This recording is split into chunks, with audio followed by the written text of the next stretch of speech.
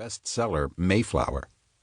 Eric had agreed to be a reader, one of those invisible but essential escorts that a historian relies upon to ensure safe passage of his book to market. Along with a love of history, it turned out he and I shared affections for salt water, cold beer, and a common alma mater, the latter located within a day's hard ride along the old Boston Post Road. But I knew of at least one mutual interest before we ever met. Years earlier I had read his and Mike Togis's book on King Philip's War, a work I found to be truly indispensable in my own research. Indeed, as I say in the preface to Mayflower, it was Philip who first led me to the Pilgrims. Much has happened since that evening in 2005. I have written books on Bunker Hill, Custer's Last Stand, and George Washington Benedict Arnold, and I have seen my earlier work, In the Heart of the Sea, become a movie.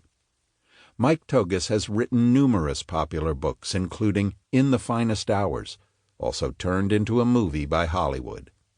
And Eric has continued splitting his time between entrepreneurship and writing, authoring an award-winning corporate history for Carrier Corporation, and co-authoring a well-received book on climate change called Food Foolish.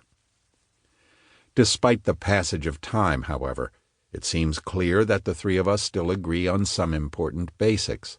First, an understanding of King Philip and the conflict between native peoples and the English colonists in the critical years of 1675 and 1676 is essential to a broader understanding of American history. Further, there are few better ways to experience the war than by walking in the footsteps of its participants, something their book makes possible through its maps and careful descriptions. Better still, through first-hand accounts by the likes of Captain Benjamin Church and Mary Rowlandson, we can conjure an immediacy to 17th-century events that keep their memories alive. King Philip's War is a testament to the power of place in history, a notion that has taken me from the waters of Nantucket to the gentle rise of Bunker and Breed Hills to the grasslands along the Little Bighorn River, and, of course, to the battlefields, garrisons, and memorials related to King Philip's War, often with Eric and Mike's book by my side. Nathaniel Philbrick, Nantucket, Massachusetts, 2017. Introduction. Among the handful of seminal events that shaped the American mind and continent, King Philip's War is perhaps the least studied and most forgotten. In essence, the war cleared southern New England's native population from the land, and with it a way of life that had evolved over a millennium. The Wampanoag, Narragansett, Nipmuc, and other native peoples were slaughtered, sold into slavery, or placed in widely scattered communities throughout New England after the war. In the war's aftermath, the English established themselves as the dominant peoples, and in many New England towns the only peoples, allowing for the uninterrupted growth of England's northern colonies right up to the American Revolution. As important, King Philip's War became the brutal model for how the United States would come to deal with its native population.